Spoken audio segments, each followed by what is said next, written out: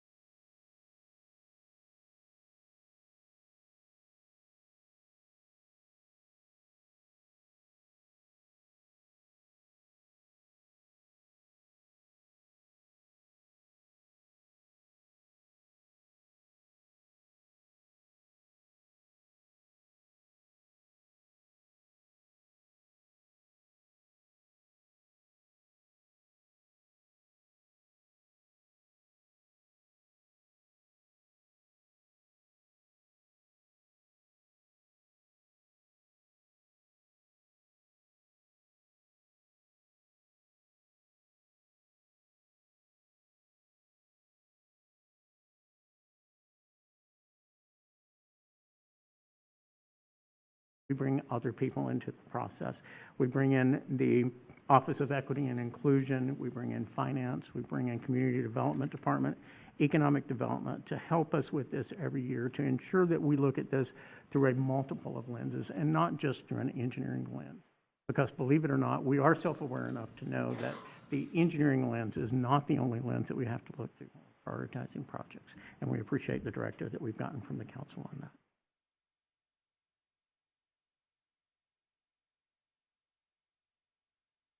Good evening. Brian Benson, like Tim said. I was at the City of Salem for 15 years, so I do have quite a bit of background on capital improvement projects and project delivery. One thing that we've got up here I'd like to point out is a map showing where all of the current projects are within the city. One thing that I was kind of taken back by with this map when we put it together was the diversity in geography of these projects located throughout the city. I'd also like to point out that you'll see the symbols up there that represent the water, the storm sewer, the transportation, and the bureau projects. The projects that you see noted up there are not all of the projects that we've got going on. And so the legend to the right shows that we've got 40 water projects going on at this time, 13 water or storm sewer projects, 12 transportation projects, and 3 bureau projects. You'll also notice that there are some projects up there that have a W next to them, somewhat of an Easter egg hunt there. Those projects are the ones that are the WIFIA projects, and we have 5 of those ongoing right now.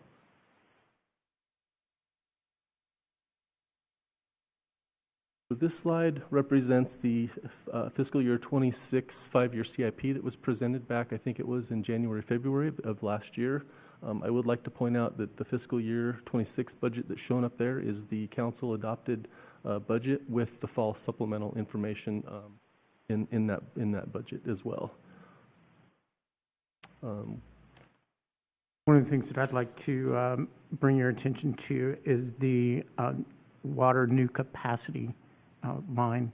You'll see that this year it's $23.1 million, and then it drops down precipitously next year. I want to point out that most of that is due to the fact that the Willamette Water Supply System project will be completed, and so there's over $11 million that's budgeted for that. We also have over $4 million that's budgeted for property acquisition. That's part of the reason for that. Thank you, Tim. I would like to point out a few other things about this slide. You'll notice that there are obviously 3 water funds here. I'd like to mention that if you all know about the last water master plan that we did, I'm happy to report that most of those projects have been completed. And so the next effort that we just began, I think it was about a month ago, was the new master plan. And that effort's going to take approximately 18 months. And so out of that, obviously, will come new projects in the next period for the 5-year CIP. So rest assured, we're not going to spend $0 in 28, 29, and 30. Yeah, that's what I was just going to address. So you'll notice up here that, yes, there are some zeros shown in the water replacement fund. Those will not be zero. The projects will be inserted in those years. And quite frankly, there'll be some, I think, significant updates to this 5-year CIP with us going through the CIP process right now for fiscal year 27.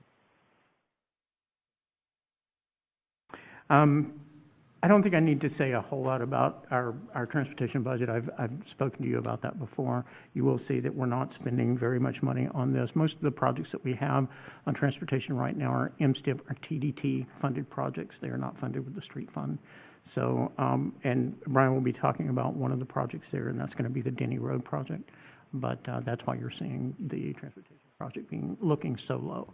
And we did hear today, of course, the governor signed the transportation package, and we do understand that there is a political group that's trying to get petitions signed so that this is referred to the voters. So we're still not certain that we're going to get this funding in January. The last thing I'd like to note on this slide is, Tim talked a little bit about the WIFIA projects. Those are obviously coming close to an end. Right now, we have 5 projects that are still on the books. And I'd like to report that 3 of those are in somewhat of a closeout phase right now, and then 2 of those projects will be active until approximately 2028.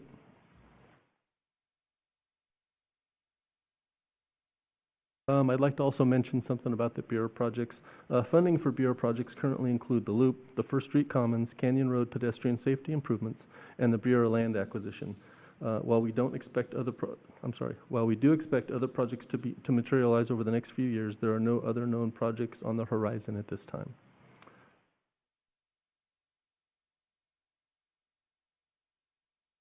So what we're going to have is a map that shows the projects that I'll be discussing next. And so, as you can see up there, the North Transmission Line project I'll be discussing next.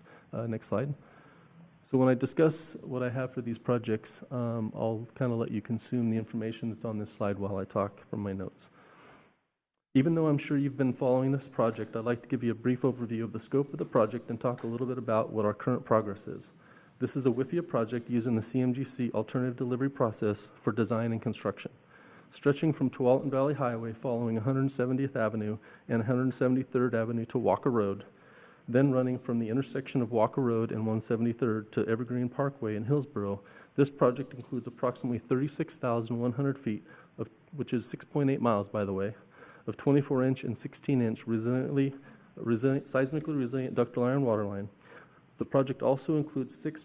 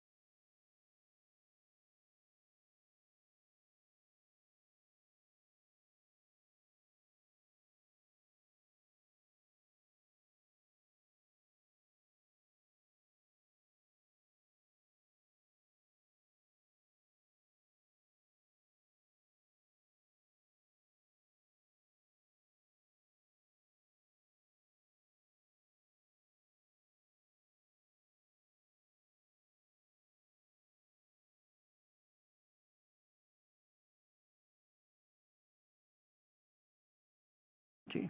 The other thing that this allows us to do, by the way, and again, I'm excited about this, it's a game changer for the city of Beaverton, is that as we know of an area and we know that we're going to be replacing a water main in the area, we will put in these meters at this time so that we can sense where do we need to begin and end that project. So it's allowing us to be more focused as we go into the future, and it's allowing us to find problems before they turn into problems. I also want to say that this technology was originally brought to us by two frontline employees that went to a conference, and this was presented at that conference. They brought it back. They started talking with their supervisor about it. It sort of sat dormant for a little while until the idea came back up. This is a WIFIA project, and originally, because of the old technology, all of our meter boxes would have to be replaced.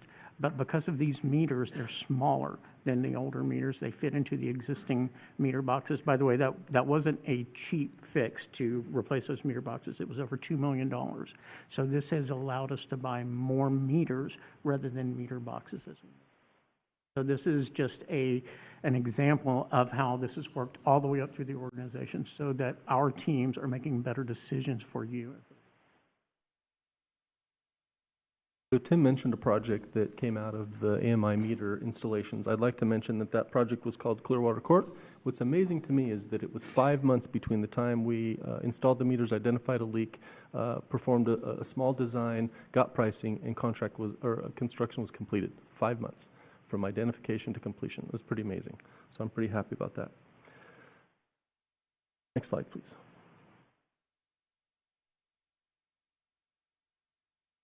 Next slide. These are two city internal staff design projects to replace aging and failing water lines. While these projects were initially intended to be delivered separately, timing of their design completion allows for them to be bid and awarded under a single contract. This is a pretty straightforward water line replacement project. However, I think it's important to note that a portion of this work will take place within the Hart Road traffic circle, making traffic control challenging. To help with this, the project is requiring limited work hours to help prevent traffic congestion during these times. Construction is anticipated to begin spring of 26, with completion scheduled for fall 2026. PM message. These project designs have taken significantly longer to complete than originally anticipated. Therefore, we are excited that it's finally happening.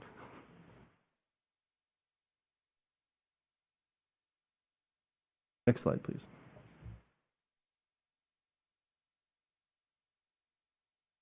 Next slide. The Denny Road project. This is a MSTIP project funded through Washington County that includes full-width roadway improvements and will span from 105th Avenue to Shoals Ferry, including signal improvements at the Shoals Ferry intersection, new fiber infrastructure, new ADA ramps, bike lanes on both sides, 6-foot wide sidewalks on both sides. The project also includes upgrades to the existing water, sewer, and storm utilities and the relocation of PGE power lines. The design is currently at 90% completion with an anticipated construction start date of summer 2027 and a completion date of winter of 2028.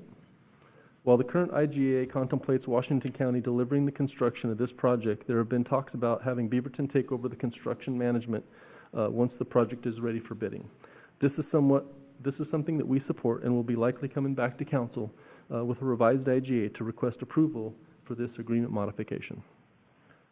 Message from the project manager. Beaverton Public Works Engineering, Traffic, Transportation, Utilities, and Operations staff members recently provided extensive comments to the design engineer upon review of the 90% plans, and we are excited to see this project move forward.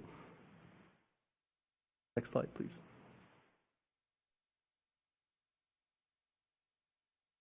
So I've got a list of notable projects here. I had quite a few notes to talk about these projects, but what I think I'll do instead, if it's okay with you, I think you'd like some time back. I'll just mention these projects very briefly. The first one is the Schiller and 84th Avenue Sewer Improvement Project. It's an I&I project.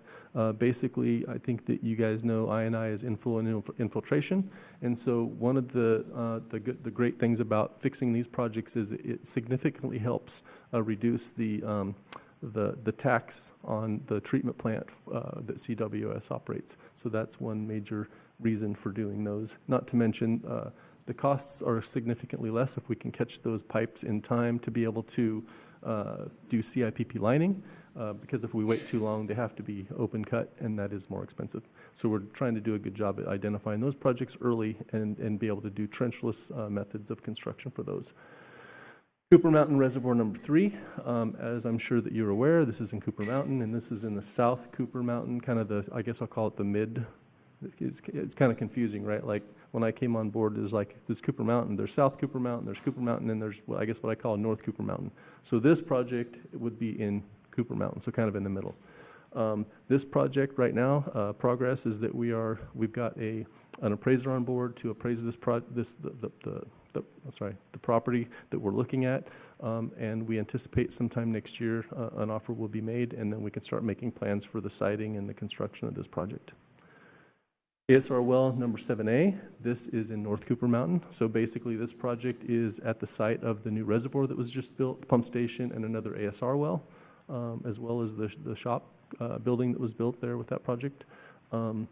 This project basically will increase the storage capacity of our system and also be able to provide water to our system in the event that there's anything that happens in the system from construction to any kind of emergencies that may happen. It's also going to provide us a way to react to situations where maybe the Willamette Water Supply or TVWD is not able to provide us water in those situations. So. I just want to thank you for your time tonight. I want to thank, a special thanks to Luke Pels, who put together this presentation for us this week. And this is the first of many presentations. We'll be coming back to you, and you'll see us quarterly. You won't see me, but you'll see others quarterly, and they'll just... Thank you. Does anyone have a question? Thank you. No? All right. Thank you so much. Thanks for coming in tonight. Next item on the agenda is City Manager's report. City Manager. Thank you. I will wait just a moment to get the slide deck up, and we'll share 5 updates with you, and then I have a special presentation for you afterwards.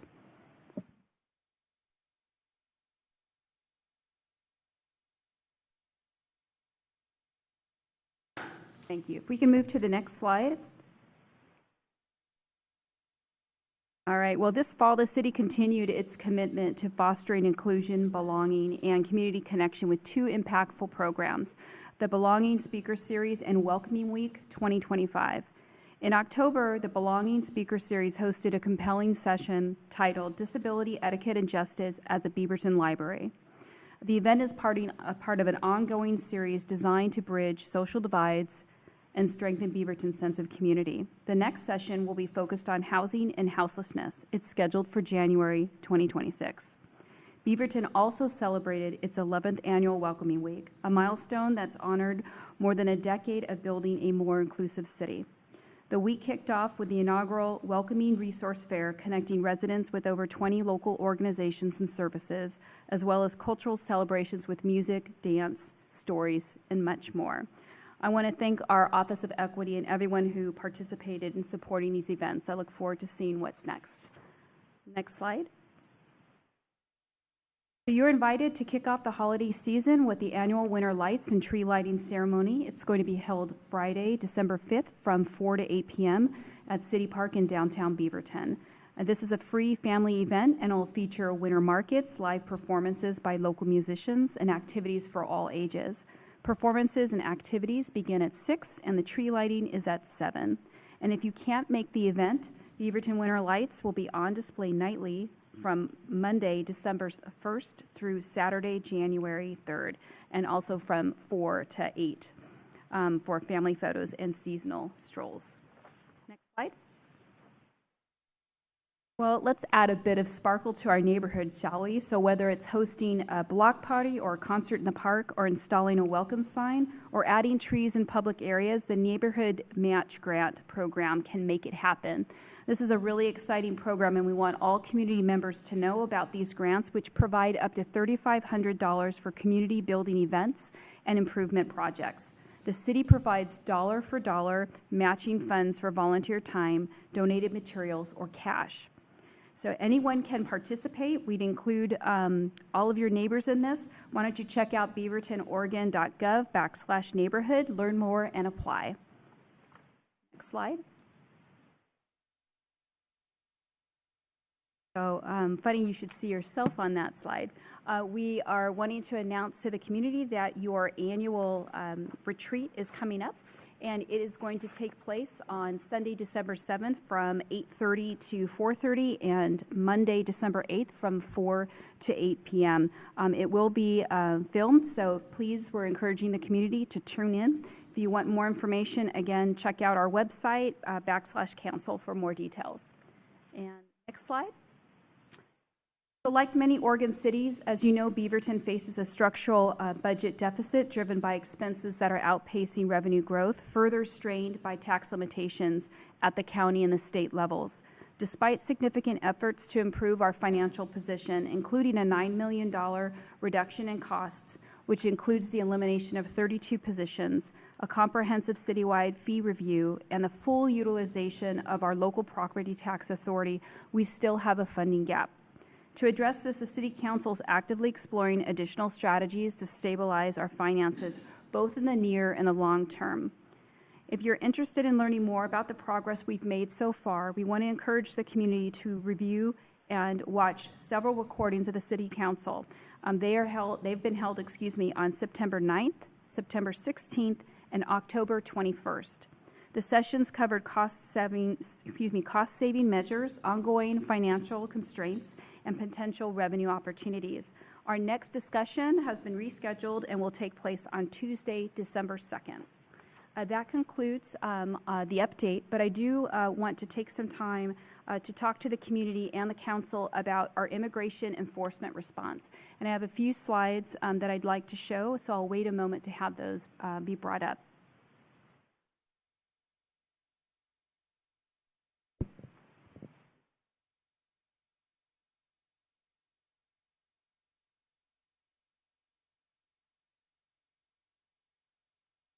Thank you. I'd like to take this opportunity to first acknowledge the harm that is happening in Beaverton and the communities around us, and highlight our response to immigration enforcement activities. I recently issued a message to the community reminding our residents that for nearly a decade, Beaverton has proudly stood as a sanctuary city. What that means is simple but powerful.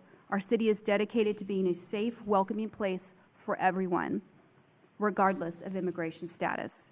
We fully comply with Oregon's Sanctuary Promise laws, which prohibit local law enforcement from using city resources to enforce federal immigration law. Next slide.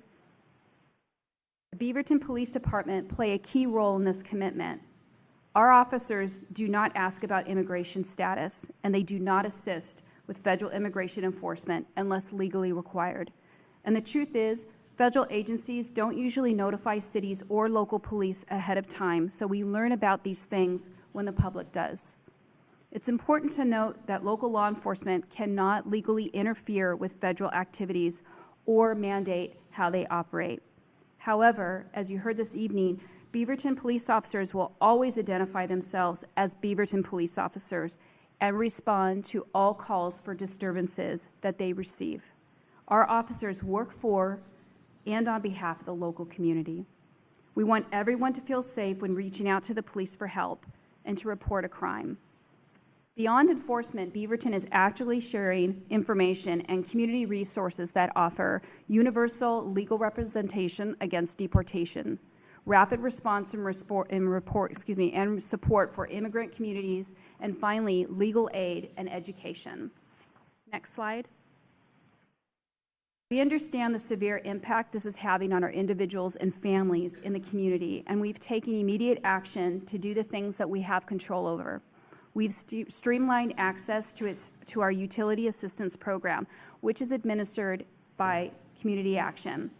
Specifically, we removed the cap for qualified residents, allowing them to access more assistance if needed, which means that typically there's 4 opportunities for you to receive assistance. If you've maxed out the 4, you can have 4 more or 4 more after that. We've eliminated the reapplication requirement to expedite access to relief. Once you're in the system, you're in the system. You don't need to apply again. We've ensured that no shutoffs while customers are actively working to qualify assistance will occur. So once you start the process, you won't be subject to being shut off. No shut-offs during the holiday, Thanksgiving, Christmas, and New Year. Next slide. We also are taking support one step further and actively partnering with our local CBOs by doing two things. First, we're partnering with Centro to host a Know Your Rights community training event that's scheduled for December 9th. And we're expanding our work with existing CBOs to support residents that are impacted by things like vehicle-related incidents that might involve towing or car damage as a result of ICE enforcement. We may explore further broadening this scope of support. Next slide. We also see a negative impact that's affecting our businesses due to the enforcement. And this saddens us, and what we want to do is we want to implement several city initiatives, and I'll also highlight some of the work that we're doing with our partners as well. We'd like to develop a safe to shop multilingual campaign, increase friendly city presence, and what this means is using non-law enforcement city staff to conduct supportive business walks to show that the city is present and listening. Develop rapid response microgrants. This means small, immediate grants between $1,000 and $3,000 to offset documented sales losses or support emergency marketing needs. We are so grateful to our partnership collaborations, especially with the Beaverton Area Chamber of Commerce, who's been providing legal resource information to both our businesses and CBOs. Impact Beaverton, which is a collaboration between the Chamber of Commerce and the City of Beaverton, that support new and growing businesses, is another avenue that we've used to provide both guidance and video development to promote businesses within the Urban Renewal District. And we are also working actively with Washington County to implement a coordinated marketing plan with local CBOs. Next slide. And finally, wrapping up, the city has been actively seeking opportunities to fight for what's happening in our community by using legal resources, whether it's joining amicus briefs or developing a policy framework to guide legal decisions to join litigation. We will work together to fight what's happening in our community. In short, Beaverton's commitment to supporting the community is just the beginning. This is the first of many initiatives aimed at building a safer, more inclusive community that is for everyone. Thank you.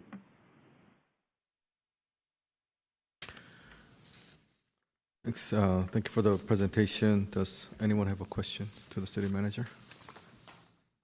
No? Okay. Go ahead.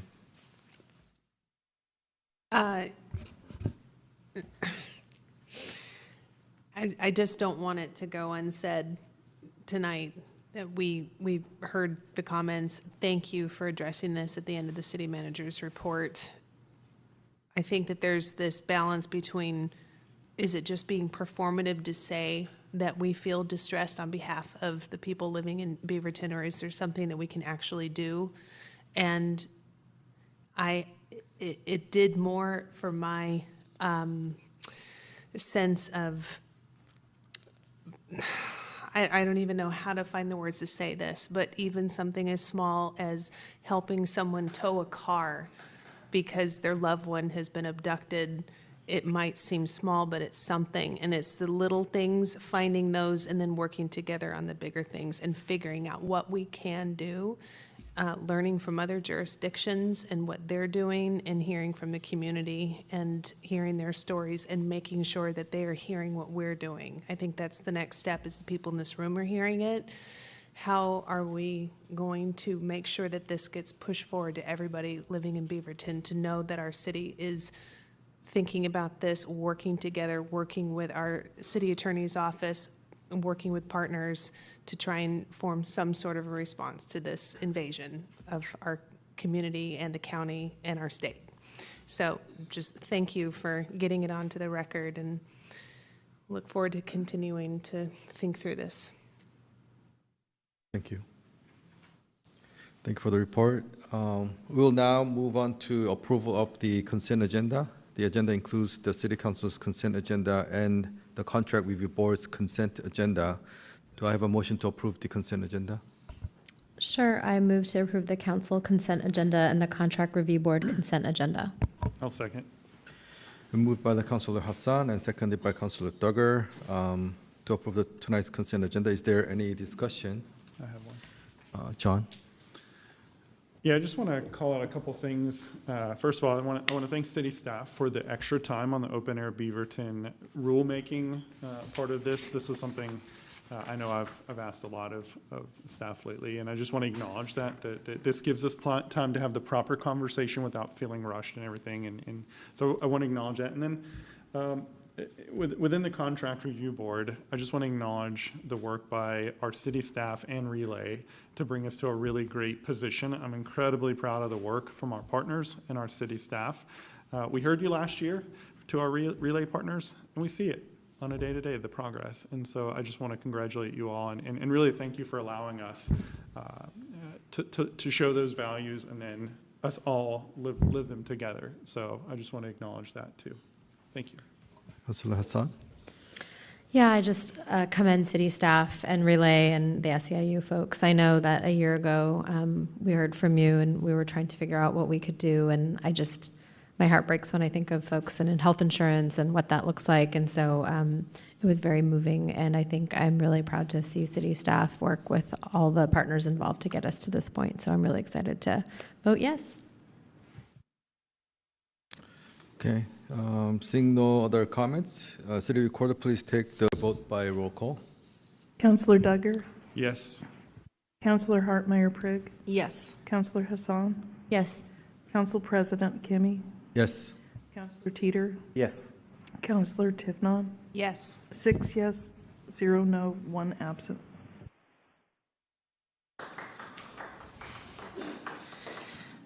Okay, next item on the agenda is the first of our 2 public hearings this evening. This hearing is on ordinance number 4874, an ordinance amending the Beaverton's comprehensive plan land use map to adopt boundaries for Riley Hills Town Center and Sunset Town Center, LU 42025-00608/CPTA 42025-00718.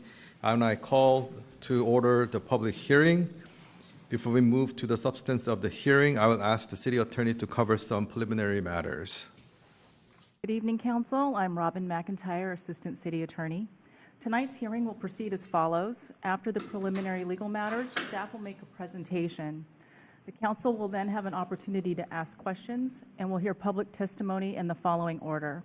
First, from those in support, then by those opposed, then by those who are neither in support nor opposed.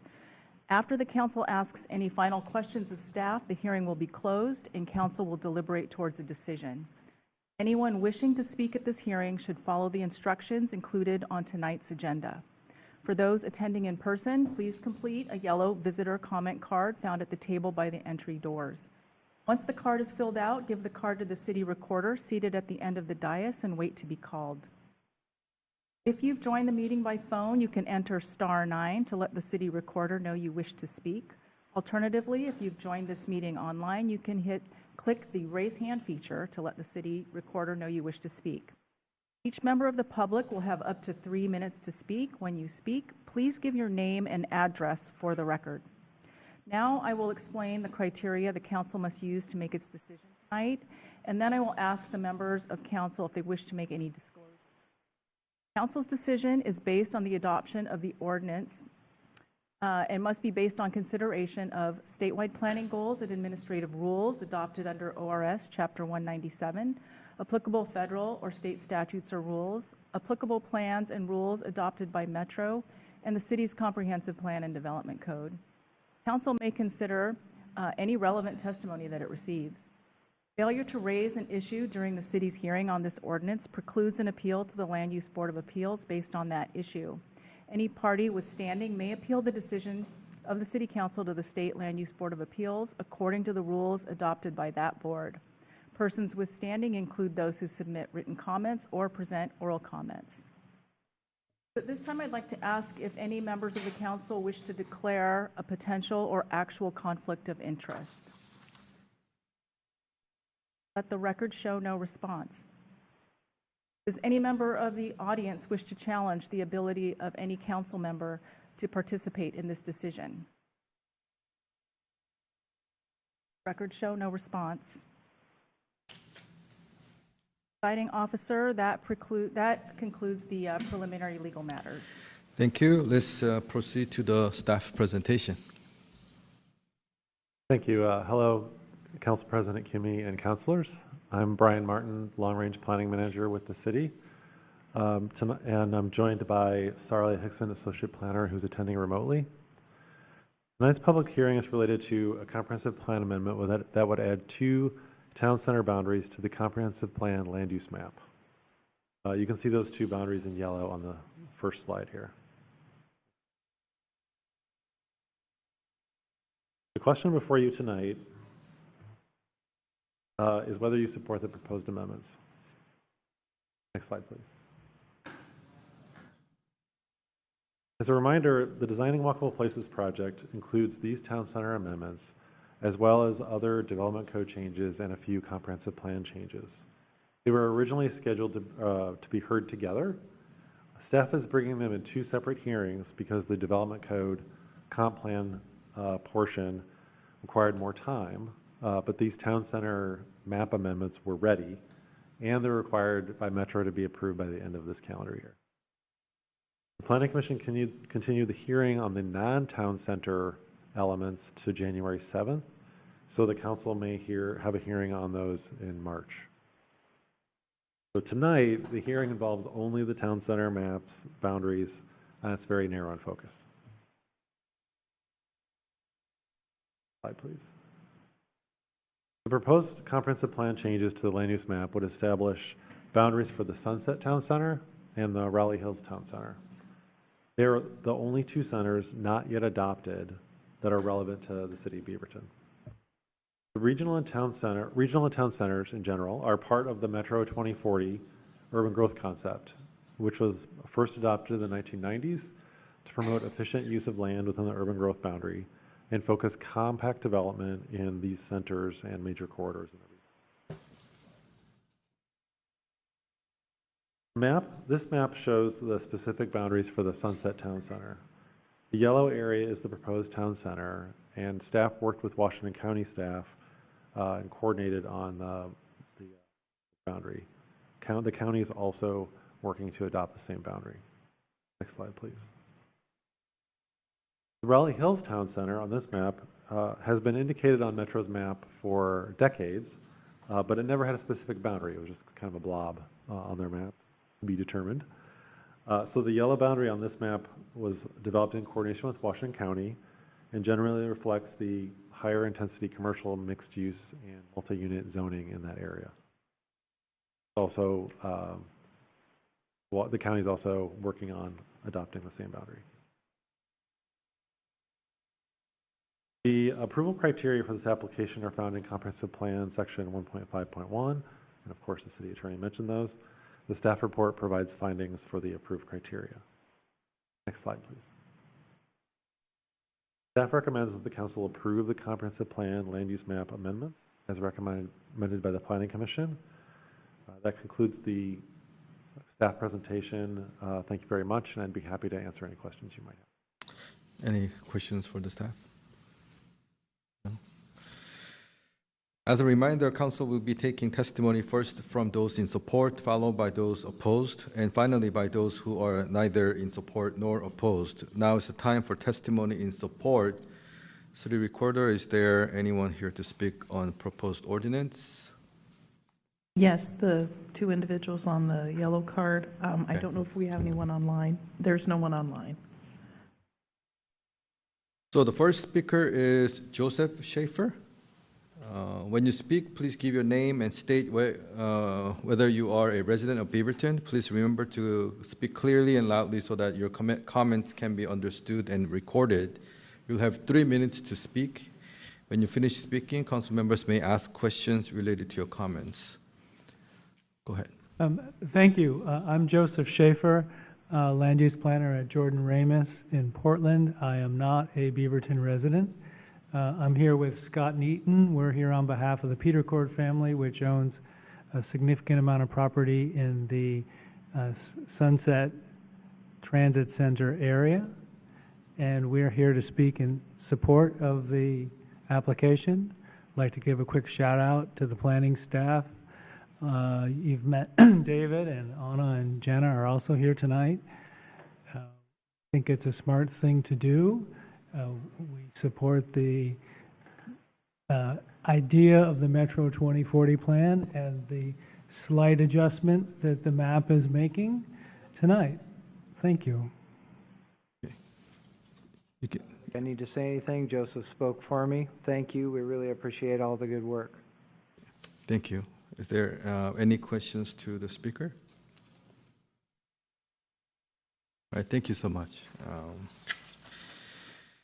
We are moving on to testimony in opposition. City Recorder, is there anyone wishing to speak in opposition? No, Council President, there is not.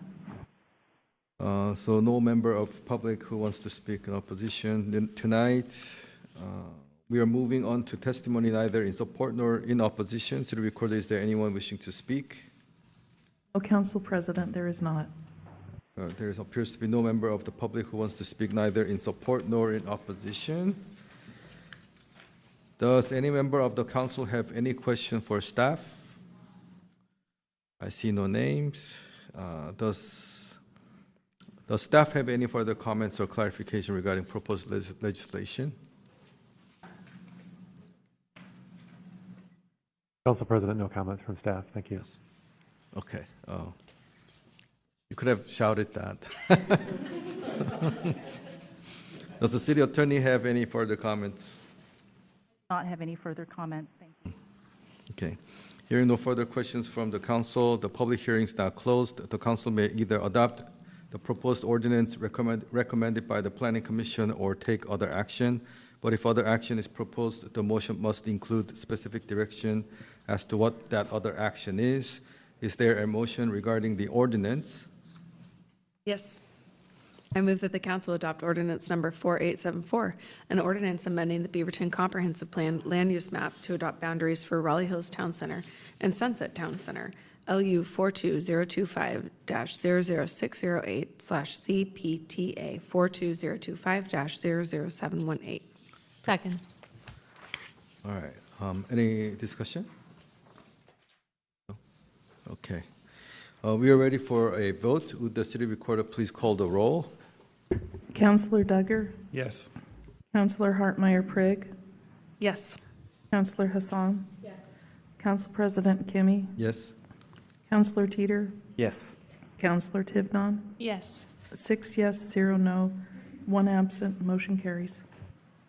Thank you. The next item on the agenda is our second public hearing. The hearing is on Agenda Bill 25186, Ordinance Number 4875, an ordinance amending Beaverton Code Section 2.05.026 relating to the special disposition of other personal property. Anyone wishing to speak at this hearing should follow the instructions included on tonight's agenda. For those attending in person, please complete a yellow visitor comment card found on the table near the doors at the back of the council members and give the card to the city recorder seated at the end of the dais. Each member of the public will have up to 3 minutes to speak. When you speak, please give your name and city of residence for the record. Council members may ask questions of the presenter, the city attorney, or staff that will help the council member make a decision. Staff presentation, please. Evening. My name is Misha Sashavich. I'm the investigations for our police department, and I'm joined by Attorney Grace Wong from the city attorney. Roughly once or twice a month, community members turn in firearms to the department that they don't want to own. This agenda bill has proposed a language change that would allow the police department to trade the firearms into a license so that we could use the credit on those firearms toward the purchase of items that we're otherwise already purchasing with budgeted dollars.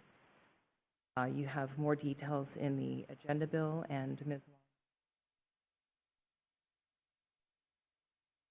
Okay, is there any questions from the, okay, Councilor Duggar? Can you just tell me a little bit about oversight of and accountability for the spending? Because it is a little bit outside of we won't see that level, and I just want to make sure that someone's making sure that this is actually going to budgeted items and things like that. Can you talk a little bit about how we're just going to make sure that this isn't a slush fund for something else? Besides trust, and I do trust you guys, but I just want to make sure for the Certainly. record. Yeah, certainly. No, when we trade the firearms in, there's a form that we sign that's approved by the different members of the police department, and then it's traded into the dealer that we use for the items already. So it's, the funds aren't going into an account. They are just a credit store with credit the kind of thing? firearms dealer that we already use for the purchases. And then a manager would have to sign off on the purchases or whatever the normal process is. I Something would like have to that. double check on that, but that's my understanding. That sounds like, okay. Cool, thank you. Yeah. Anyone else? No? Okay. Councilor Hartmeyer-Prieg? I just wanted to, also, you didn't touch on, but it was in the agenda bill that the individuals who turn in the weapons, they still have the option to ask for the item to be destroyed. Yes, we have a firearms relinquishment form.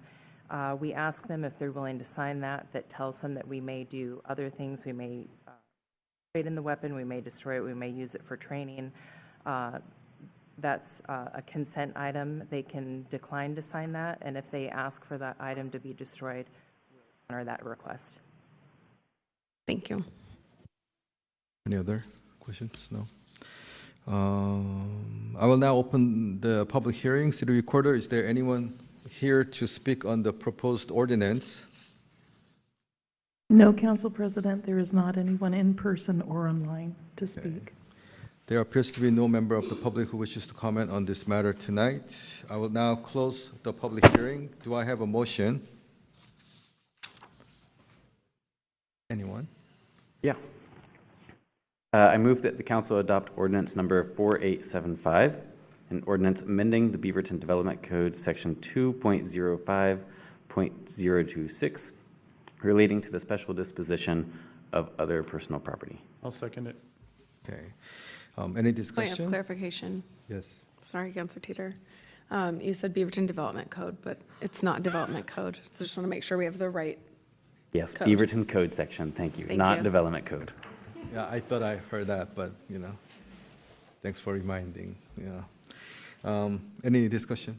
Yes. they Councilor left. Hassan?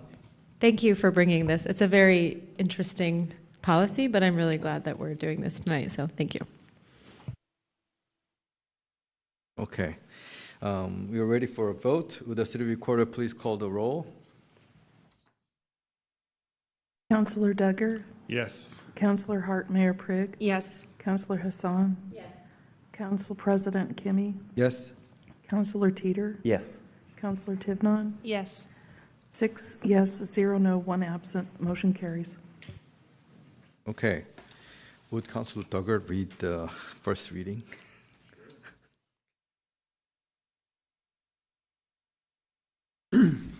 On December 2nd, 2025, during the regularly scheduled city council meeting, a public hearing will be held regarding an ordinance amending ordinance number 2050, the Beaverton Development Code, oh boy, LU 42024-00710-2025 Code Maintenance Project Text Amendment TA 42024-00709. Thank you. All right. The next item on the agenda is the work session regarding development fees. We'll begin the work session with staff summarizing the results of development fees study. When the presentation is done, each councilor will have the opportunity to comment on the presentation and ask questions of the presenter. You can begin your presentation.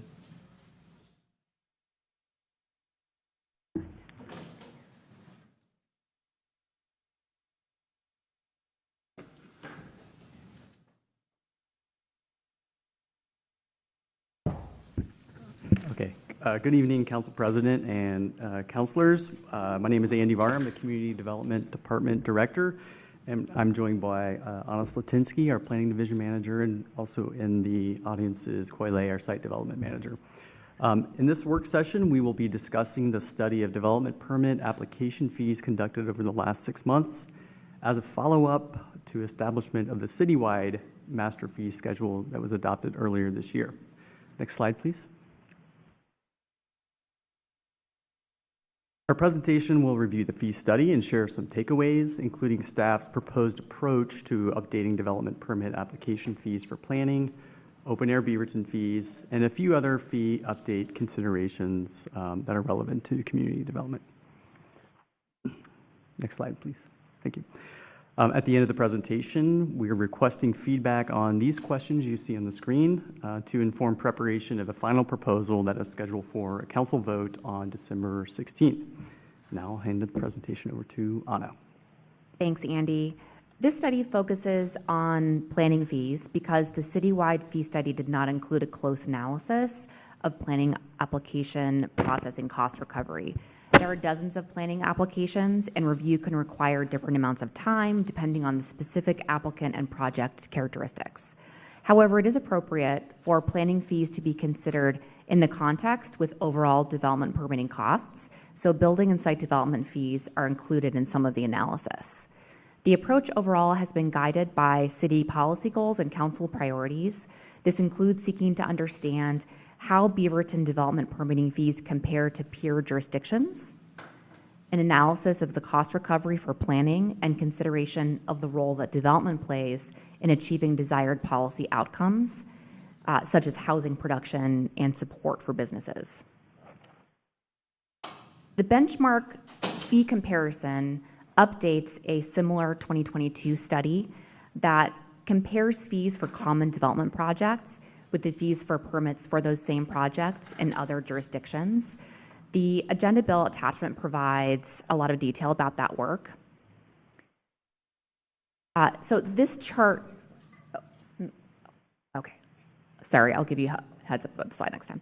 This chart shows the combined fees for all of those benchmark projects across all of those jurisdictions. According to this analysis, Beaverton fees overall really fall in the middle of the jurisdictions that are included in the study. Next slide, please. This chart, in contrast, shows planning fees specifically. While Beaverton planning fees are still not the highest or the lowest, 4 of the 5 other jurisdictions have planning application fees that are higher than Beaverton, some pretty significantly higher. Next slide, please. Turning to planning cost recovery analysis, the 2025 study estimated that planning fees recoup approximately 40% of costs. However, as mentioned earlier, the study was not able to fully consider the variability and complexity of planning application review. Planners who process permit applications tracked their time in detail for 6 weeks in May and June this year. The data was combined with an assessment of staff and other city costs to yield an estimated cost recovery of about 35%. The time study also allowed for refining estimates for the time spent on each of the dozens of individual planning applications. Some applications are relatively simple and have a short turnaround. These applications have more predictable costs. However, some applications are more complex, take longer to process, and have a wider range of costs depending on the project. This variability highlights the importance of using fee structures that are proportional when possible. Staff recommend targeting an average cost recovery of 75% for planning applications, with fees for individual applications increased to a maximum of 100% cost recovery, and the flexibility to set some fees lower to address council priorities and reflect the variability of costs for different individual projects. Selected applications are proposed to be subsidized in full and have no fee to reflect council priorities, and these are listed in the agenda bill. To tailor the fee levels more accurately, staff proposes to continue to use some fee structures that are proportional to project size and value. In addition, some new fees are being developed to address cost variations, such as fees for submitting more than 3 application revisions and a fee to cover the cost of holding a public hearing at Planning Commission or Council. Staff will continue to monitor cost recovery and explore opportunities to reduce the cost of application review and refine fee approaches in the future. And development fees will also continue to increase annually with inflation. I'll hand it back to Andy to talk about Open Air Beaverton, and there will be an opportunity to discuss and ask questions at the end of the presentation. Next slide, please. Okay, thanks, Anna. So now I'll briefly discuss the process and the policy approach to updating our open air Beaverton fees. Like I said, Coy is here to assist with any technical or site-specific questions with the program, and he helped prepare the analysis. As a reminder, Open Air Beaverton was introduced during the pandemic to allow businesses to safely offer outdoor dining options. The program's regulations have not changed since 2021, and we plan to make recommendations for updating the code in the first half of next year. The OAB, Open Air Beaverton fees, were not adjusted until earlier this year when we adopted our master fee schedule for the city of Beaverton, and we received feedback indicating that changes were necessary regarding these fees. In some cases, some were explicitly too high. So the proposed OAB fee options are based on a regional fee benchmark and a cost impact analysis similar to the planning exercise. The new options aim to promote fairness, transparency, and efficiency for both our participants and our staff. They also reflect council priorities such as supporting downtown businesses and aim for better alignment with actual right-of-way usage and staff services. And you have all the details of the analysis in the exhibit to the agenda bill. Next slide, please. So to a couple options, this chart illustrates the total fees for all permits related to real businesses in downtown Beaverton, which includes both parklets, or also called street seats, and sidewalk cafe seating. It displays the current fees for new and renewed permits alongside the proposed option 1 fees shown here, which account for the use of the right-of-way, including parking spaces and sidewalk areas. So those areas that are public right-of-way being used for OAB purposes. Next slide, please. For option 2, this chart outlines the same fee structure for parklets and street seats, but it proposes a flat fee of $300 for sidewalk cafes, which will apply to both new permits and renewals. In both options, the proposed annual fee for one parking space is set at $500. This means that a street seat structure would contribute a proportionate share for using an on-street parking space year-round. These options aim to reduce barriers for small businesses by offering lower fees compared to our current rates, except for parklet street seats that occupy more than one parking space. They would see a modest increase in a renewal fee based on more than one space occupancy.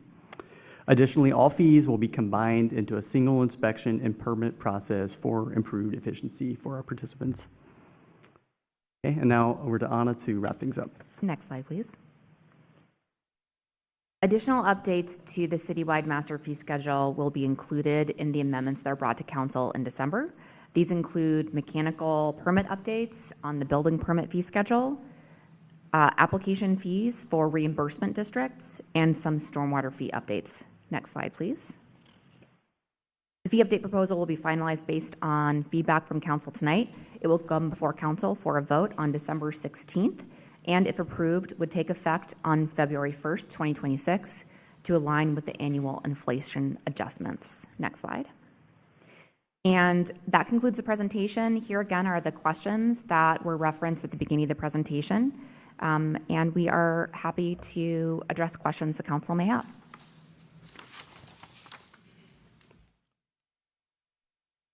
Okay, Councilor Duggar. Yeah, thank you for this. On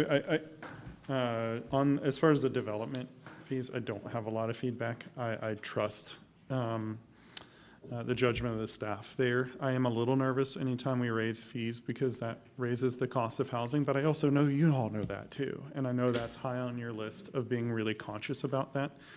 But I also value heavily having, a planning staff that's appropriately resourced. So finding that balance, I think you're seeking to find that balance, and I appreciate the work. I want to focus most of my comments on Open Air Beaverton. And I think we got it wrong months ago. And I've told a number of folks, I've told each of you, I think we got it wrong. And I think there was a number of reasons we did. I want to specifically talk about my experience as both a downtown resident and as someone who frequents these businesses. There are 11 of them, as you saw in your packet.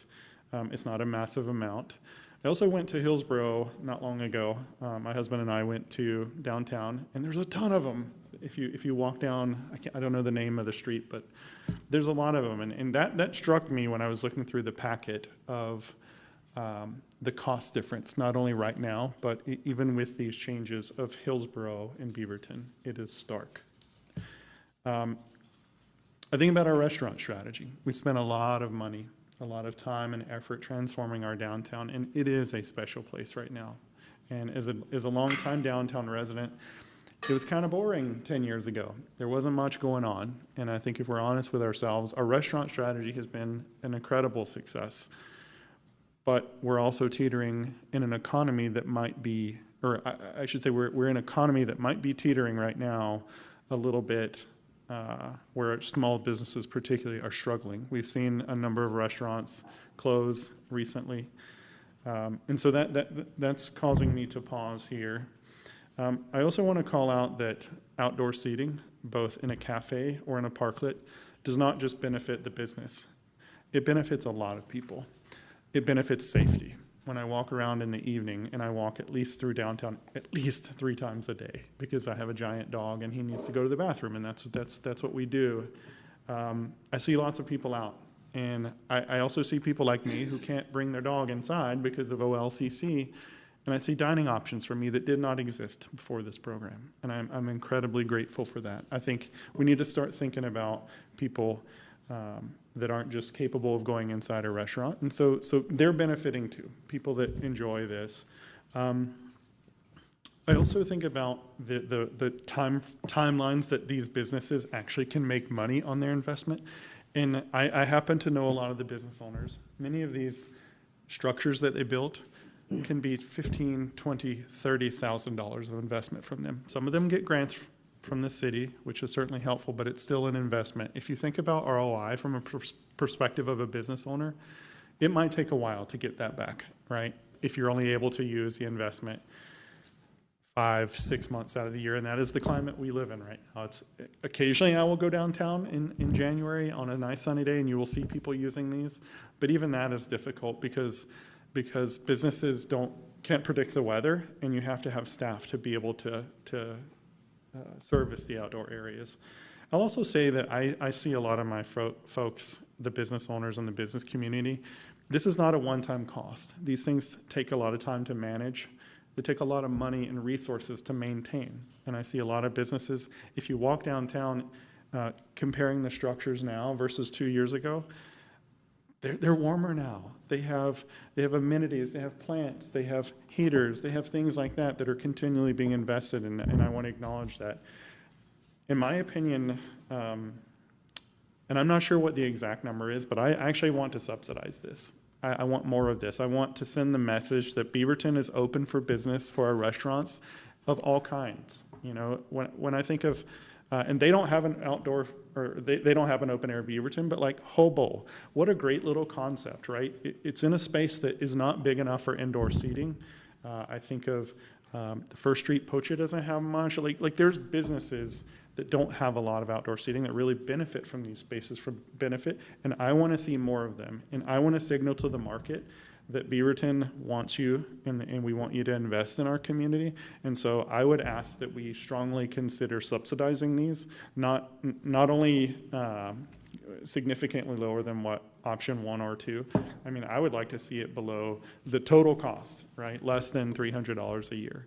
And I know that that's a subsidy, but I also know there's only 11 of these businesses, right? Like this is not really going to materially impact our budget. Now, if we get to the point where we're so successful that we are subsidizing to the tunes of tens and tens of thousands of dollars a year, maybe we can have another conversation, and the program can self-sustain. But it is teetering right now, and I've talked to every single one, and I believe them because I also walk downtown in the evenings. And if you go on a Friday night on a nice weather, they're busy. A lot of our businesses are struggling right now, and I really think we should be careful. And I really strongly encourage my colleagues to let's consider this a subsidy. And I'll also say, as far as the parklet, I lived in downtown a while, and I remember back when Councilor Teeter was executive director of the BDA, and they did a great little parklet program, and it was the first one I'd ever seen. And it was before we allowed any businesses to do it. The BDA sponsored it, and it was an art thing. And I remember the first time seeing Beaverton residents sit in a parking spot and thinking, wow, this is transformative. This is something special is happening right here. And now to see the private market doing this with a little bit of help from the government, I want to make sure we do more of that. That's the kind of innovation I love seeing downtown. I love seeing the streets active. I love seeing people out enjoying. I love seeing people walking their dogs and stopping in and grabbing a coffee, a beer, glass of wine, whatever they're doing. I want to see more of that. And I think we've got to send the signal to the market that now is a time for investment on behalf of Beaverton. That's all I got. Thank you. Councilor Teeter. Yeah, thank you both. I've got a couple of development fee questions and then a couple of open air Beaverton questions. So for the development fee adjustments, there's the pre-application conference that's going up, proposed to 2,000. Pre-application conferences are not required. Is that correct? They are required for many land use applications, but not all. Okay. I think I was just wondering, like, if we increase it too much, would we see fewer projects coming in that then would slow down or stall on the process if they're not getting the review they need? Like, do we see any challenge there, or what do we think? So pre-application conferences are the result in the highest total subsidy annually for land use applications because we do a lot of them, and currently the fee is only $800, but the cost is over $6,000 just for planning staff. The truth is that we actually offer quite robust feedback through the pre-application conference process, so it has a lot of value to applicants. This is one of the application fees that we're going to be taking a much closer look at over the next year. Other jurisdictions have different approaches to pre-application conferences. They may not require them. Maybe they offer a slimmer version, but they have a lower cost. So there are a lot of options that deserve exploration that we didn't have the ability to do within the time frame of this particular study. The kind of draft proposal to increase the fee to $2,000 is frankly a modest increase compared to the overall cost. But I would agree that it needs some further attention. Okay, thank you. No, I definitely want to see the increase there. I do like the idea that you threw out. It could be useful to have some more information in the future about is the slimmed down version for people or developers or homeowners that don't want to go through a full pre-application process, but just want a quick set of eyes to look at it. I think that could be helpful. But we do need to recoup some costs there, so I appreciate that. Another question is, on page 3 of the agenda bill, it says that subsidizing development fees could support some council values, and one of the notes there was to potentially support homeowners or small businesses with development fees. Do you have examples of like what sorts of projects those might be that might be subsidized in the future? Sure. So there are two ways that subsidy shows up. One of them is in the list of explicitly subsidized applications that was included in the agenda bill, which are proposed to have, for the most part, a $0 application fee. Those are primarily targeted towards affordable housing. One of them, a certain kind of appeal, is required by law to have quite a low fee. But in general, for the larger body of planning applications, it's really more looking at that range of trying to get to the average 75% cost recovery and considering in that determination which are the land use applications that are more likely to be used by homeowners and small businesses. So that is kind of the lens that we're using when we're looking at the overall fee levels. The other approach is, I mentioned in the presentation, some applications that have proportional fees. One example is the design review fees. We actually have a scale based on project value, and we have the ability to hold the lowest fee at below cost recovery, and then essentially scale up to get closer to full cost recovery for projects that are in the range of tens of millions of dollars. So that's the way that particular consideration would be applied in the process of developing the detailed fee updates. Okay. Thank you. Yeah, I asked that because what I'm bringing into what's floating around in the back of my head here is I do want to subsidize middle housing and affordable housing, so ADUs and other things that homeowners can do on their properties to increase our housing supply is great. I want to subsidize that. I also want to recognize that Measures 5 and 50 already provide homeowners a substantial subsidy for the amount that they're paying on their property taxes. So I think I would just be cautious about keeping fees too low in other areas if it's not supporting more middle housing. Okay, so open air Beaverton questions. I've got two, I think. Businesses that have both sidewalk cafe seating and parklets, would they be paying fees for both of those, or could we loop them all into, let's say if they got both, they just pay the parklet fee? Because I think the fees could go up quite a bit if people have both. Yeah, Councilor Teeter, obviously it's at the discretion of council how you would like to structure any of these fees. We do have at least one example that I can think of that has both, and they're just charged for the parklet fee. So that's an option. That is an approach to take. Okay, thanks. And then Councilor Duggar was talking about subsidizing the parklet spaces and the renewals. And that resonates with me. I also want to recognize that the fees proposed here already feel like a subsidy. If we do a per day estimate, it's like $1.37 per day that people would pay per parking space over the course of a year. But that said, like there are realities here, like we want to see more of these. So I would be open to flexing that down a little bit more. I'm not sure how far. Or if it's just reducing the cost of the application and permit, but keeping the parking spaces priced where they are, or doing some sort of balance. I'm not sure how it would work out, but I'm open to lowering it down a little bit just so we can get more and keep them once they're here.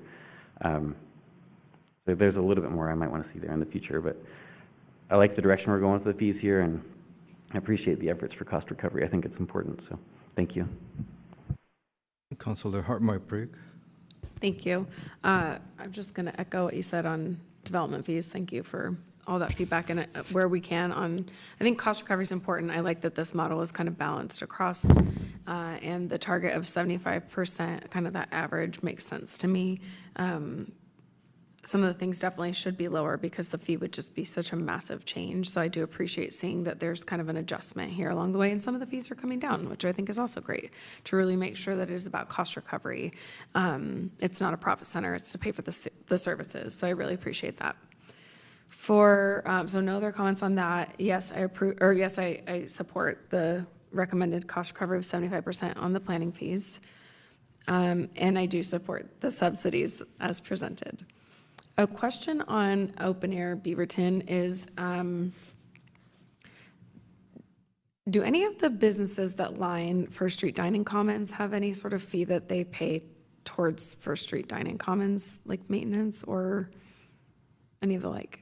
Not to my knowledge, Councilor. Okay, I thought the same, but the reason I state that is that I think, like, in hearing all of the discussion, when you were first talking, I was kind of like, I don't know, like, we're expanding their capacity now, right? Like, it's like your area got bigger because you added this, where during COVID, it was your only seating. But I think that it's important that we do our best to kind of see, like, well, now somebody else has free outdoor seating, right? The folks at First Street Dining Commons, they do now have something that we create and we maintain and we pay for, and that's a very large or generous subsidy for those businesses. So I'm in agreement that we should lower the rates. I think that, where we kind of landed a few months back was just too high, and so I really appreciate seeing this come down. I think the place that, I think the application, the permit fees, I feel comfortable with. The right-of-way is the one where I'm a little bit unsure of. I know we hear a lot from our community that the loss of parking spaces means a lot to them. I'm curious, and I don't know if this would be better for the businesses or not, but because it's a parking space that's being used in the right-of-way, I'd actually kind of be curious to know what would that annual parking permit fee be, right? Like, Do we know? And tell me why it's maybe bad logic. Council, a few, 2 or 3 months ago, we Yeah. had a work session. We were approaching permit fees for Yeah. a parking program downtown. And if you recall, some of the market rate calculations for downtown would be equivalent to around $85 per month for a residential permit. And we could, and then obviously you can scale up or down for that and for employee permits too.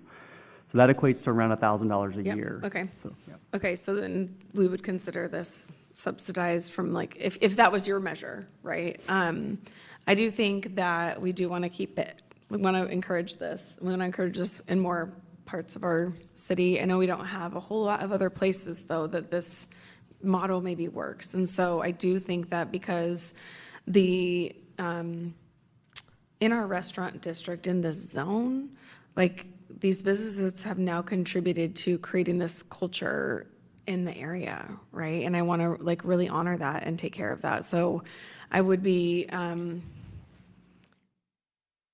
not sure. I don't have a specific proposal on how to reduce it, but I'm supportive of my colleagues' like ask of like, yeah, this should be a very well subsidized program because of the fact that we have a subsidized program up the block that we pay for, and they're contributing to creating this really special district that we want to keep and maintain. Councillor Tivnon? Thank you. I'm kind of falling in line with Councilor Hartmeyer-Prig on this one, and to a comment that Councilor Teeter said about it already feeling a bit like a subsidy because we're taking these steps to not only create a little bit more nuance and definition between the size of things and not a one-size-fits-all approach to it. I'm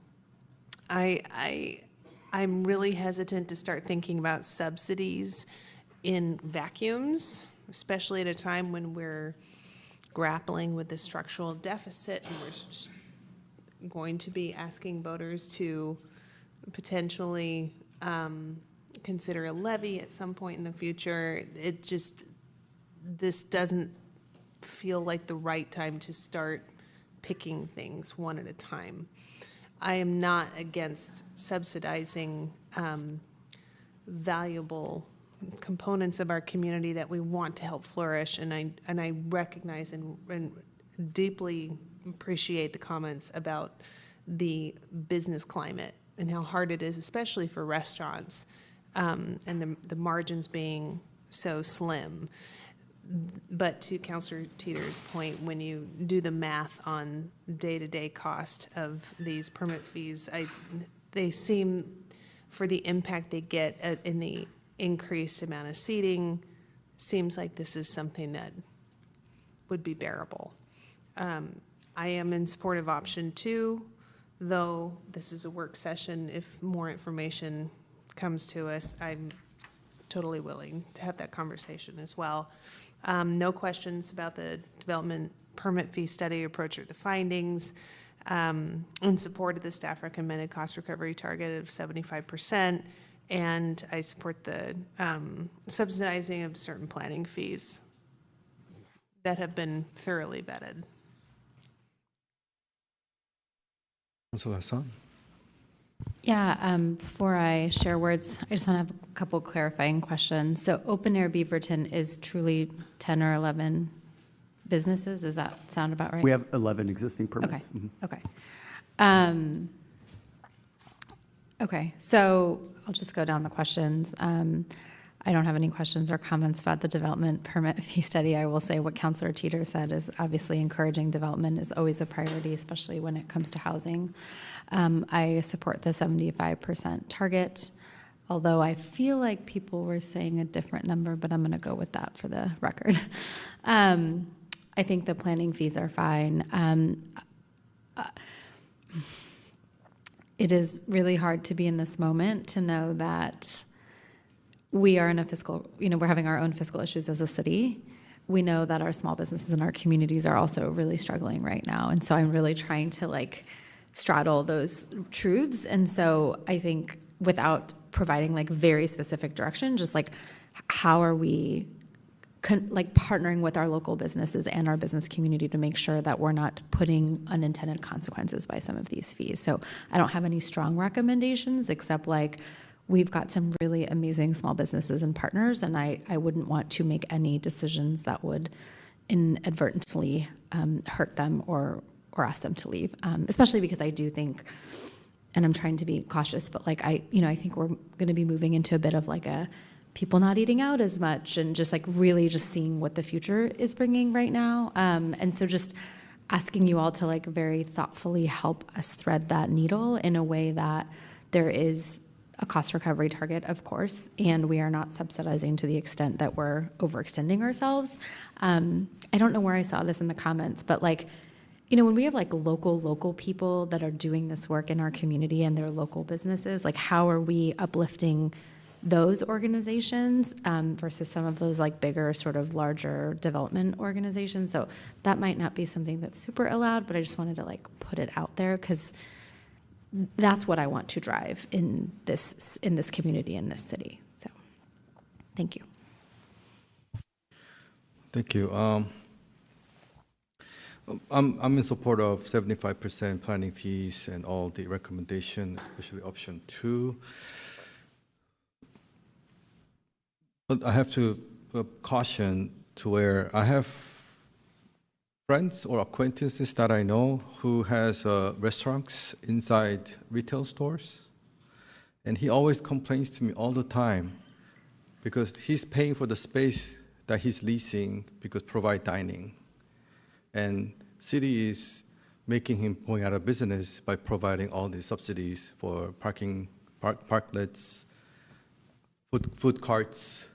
They charge about the same cost for the food, but then they don't have any expenses, where he pays a lot more for the provide seating for his business. So there's downside that I think by encouraging other businesses to provide these services, but their brick and mortar restaurants that might be going out of business at the same time, right? And when we are supplying parklets or the parking spaces for dining, that's extra footage, at least 10 feet or 20 feet, that they don't have to pay. If you put that into the store, that's thousands of dollars a month that they have to pay. So even though I do agree with incentivizing and subsidizing, but I think there's got to be a limit to that, where at a certain point we're going to have to drastically raise the fees. Then as a business owner, they have to make the decision, is it worth me paying that much fee to provide dining space for the customers or not, right? So I know Gresham, when I just remember from Slideshow, they have really high fees. So even though we're trying to go low and help people do their business, but it's like this, if it's going to cost me $1,000 to just have the place, I'll pay $1,000 and have a space there for me, right? Why not? I don't want any increase in fees either.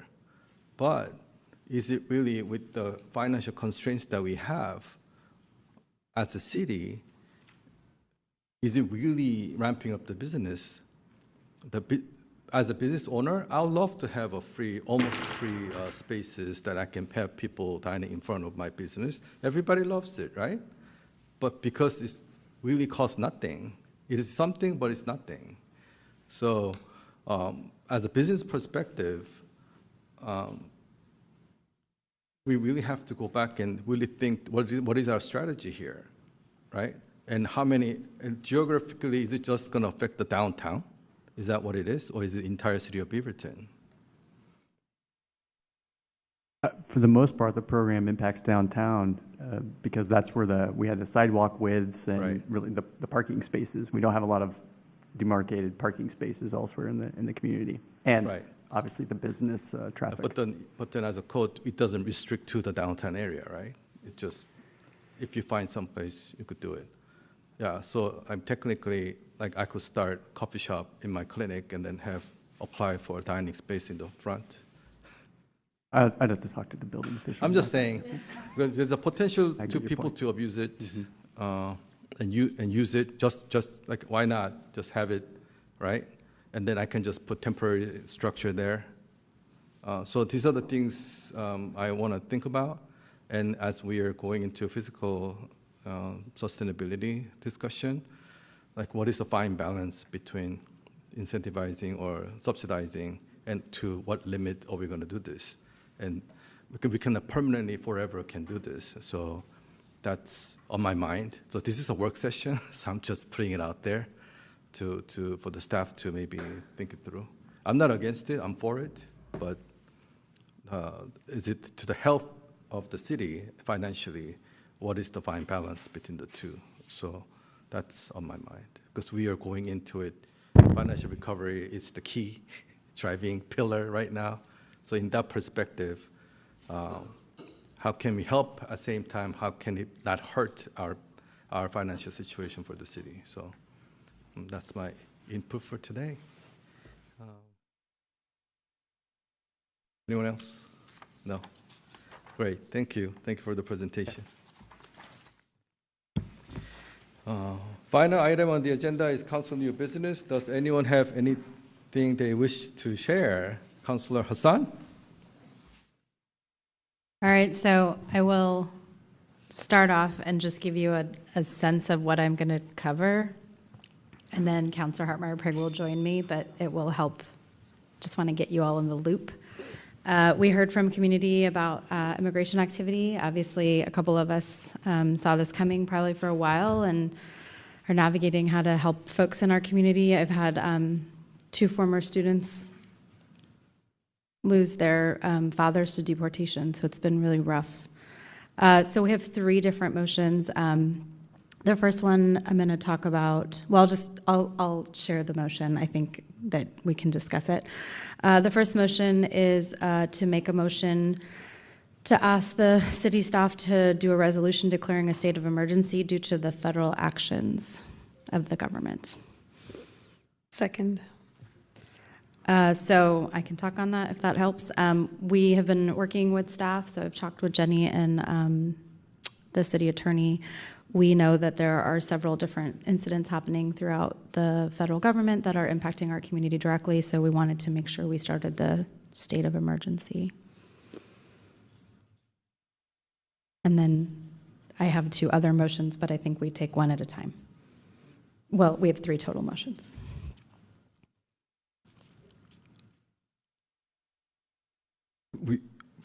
So we are, yes, let's Discussion. discuss. Yeah, please. Councilor Hartmeyer-Prig. Thank you, Councilor Hassan. Yeah, I think it's clear we are in a state of emergency. We're in a state of distress. Our families are being taken. So by declaring the state of emergency, it also helps us have a coordinated response to what's going on with our communities surrounding us that have already done so. And I think that I'm supportive of this to give us an opportunity to see what other mechanisms we can move on because of that declaration. Anyone else for the discussion? Yes, Councilor Teeter. So, question for staff, or maybe us up here too. So the declaration of a state of emergency, just to be clear, won't come, at least right now, with additional funding because the state hasn't declared a state of emergency, right? Okay. Just wanted to make sure about that. Okay. That's all I had there. I thought there was more. So, City Attorney, how do we make a formal, I guess we made a motion, so do we vote on it, or? Yes, Council President, you've had the motion made. I don't know if there was a second. There was. Second. Just it, so I think we are set for. Okay, let's call the roll.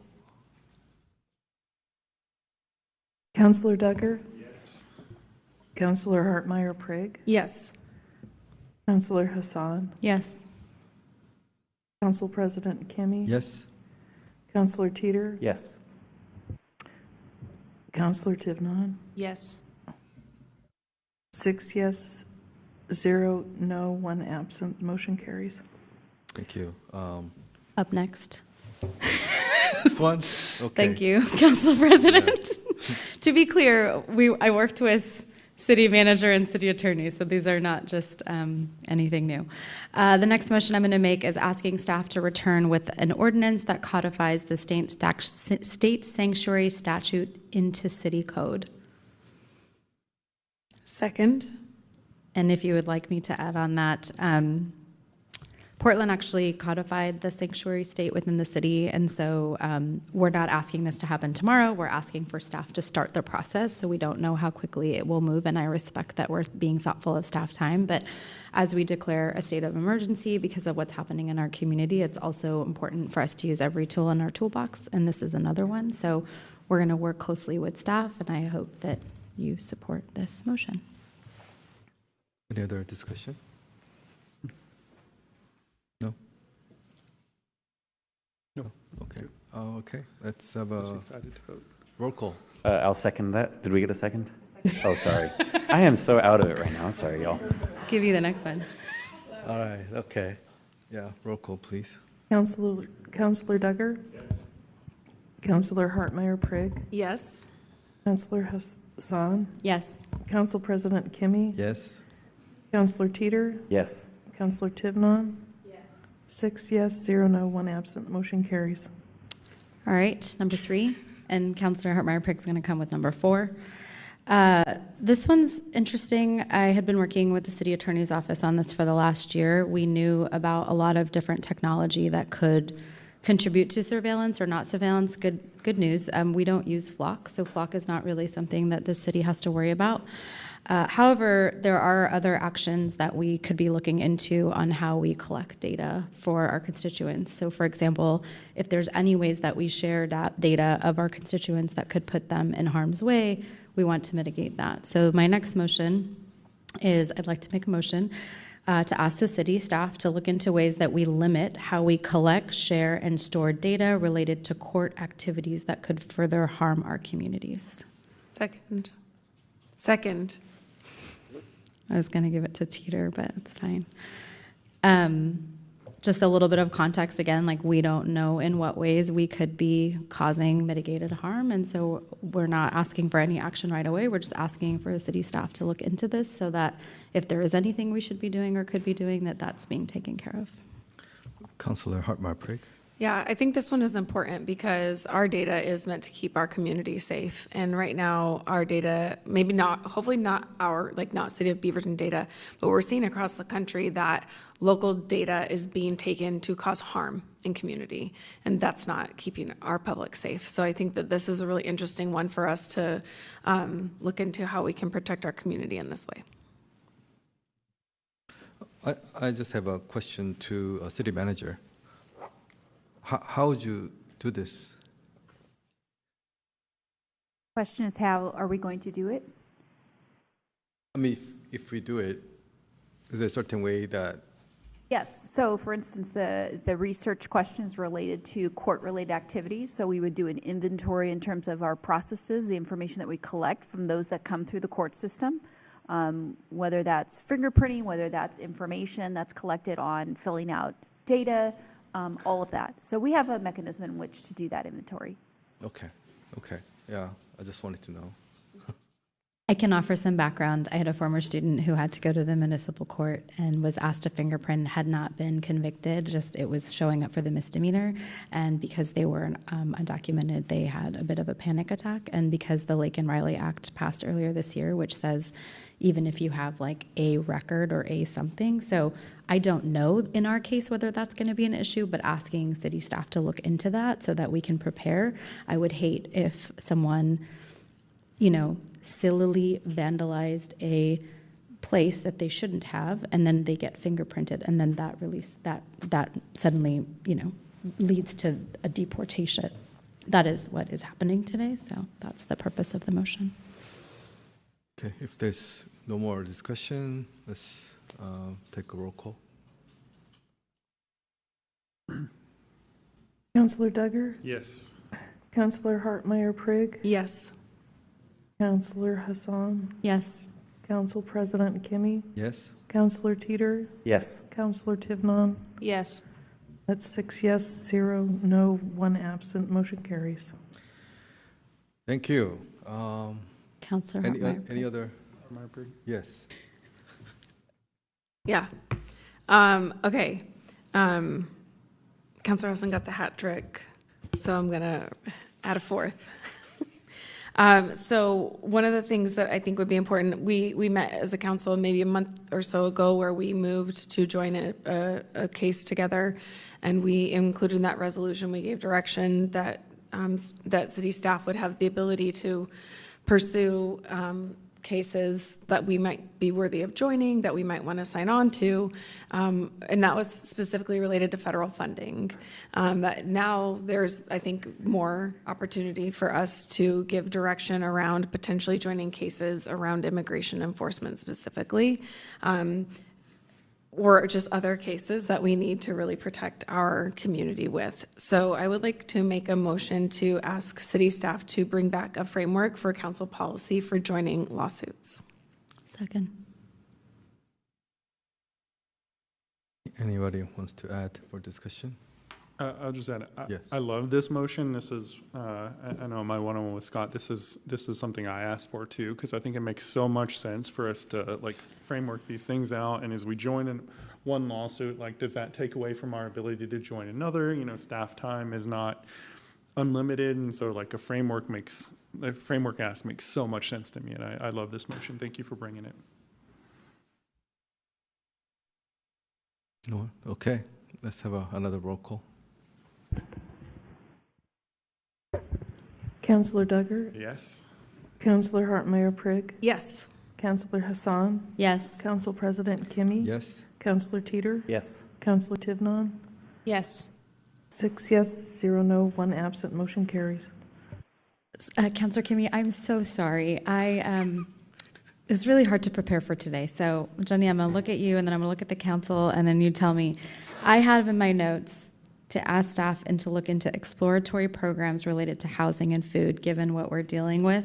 Do you want me to do a formal motion? If I recall our conversation, it was to ask staff to come back with information related to any type of work that the state is doing regarding housing and food. So I just gave my own direction, so thank you. And Okay. just to give some back, do I need to do a motion? Do you want me to make this a motion? Is that? You technically don't have to do a motion for this, but Okay. I appreciate the other Thumbs ones. up. That's great. Thumbs up. Like before. I do just want to say like one thing in this moment.